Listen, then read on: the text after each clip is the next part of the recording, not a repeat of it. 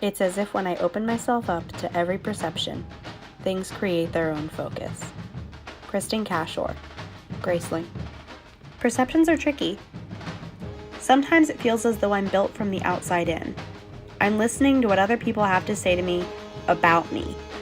I'm watching the ways that people react to what I say and what I do. I sometimes even seem to think of myself in terms of how others think about me. There are times when that's good and uplifting, and times when it isn't.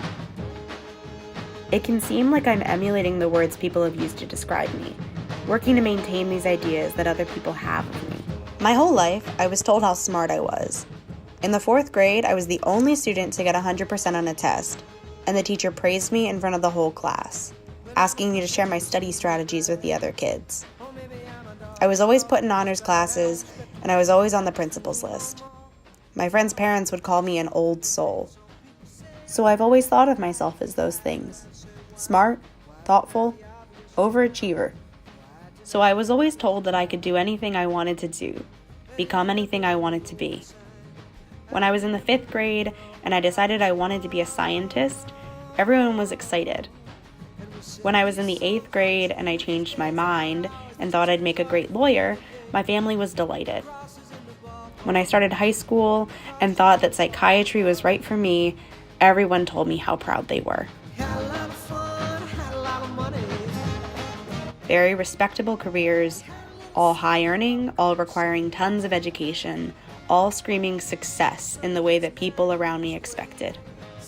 Then when I announced in my senior year of high school that I was planning on studying English education, I was not met with the same endorsements. Some people say a lie's a lie's a lie, but I say why? Why deny the obvious child? Why deny the obvious child?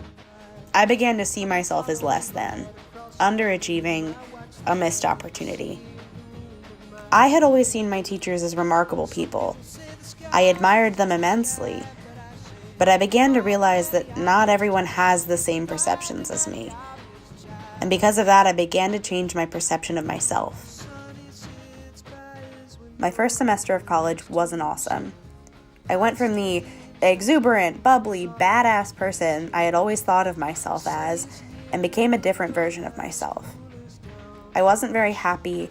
I felt like I was lacking a personal identity and a sense of purpose. I was feeling lost.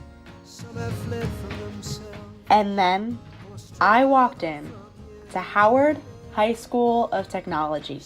Now, there were obviously steps in between, and my transformation was not overnight, but I genuinely credit so much of who I've become after that first lost semester to my experiences in English 295. I woke up every Monday and Wednesday excited to put on my teacher clothes, look over my lesson plans, and climb the steps to Howard.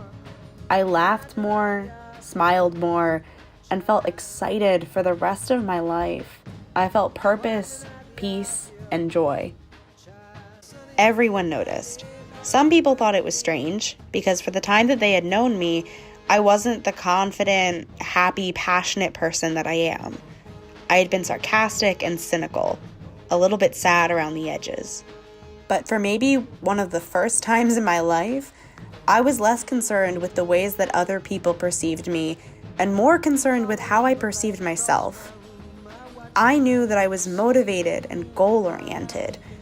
I felt creative and like I could accomplish anything. I was kinder. I wanted to share my joy. I wanted to teach.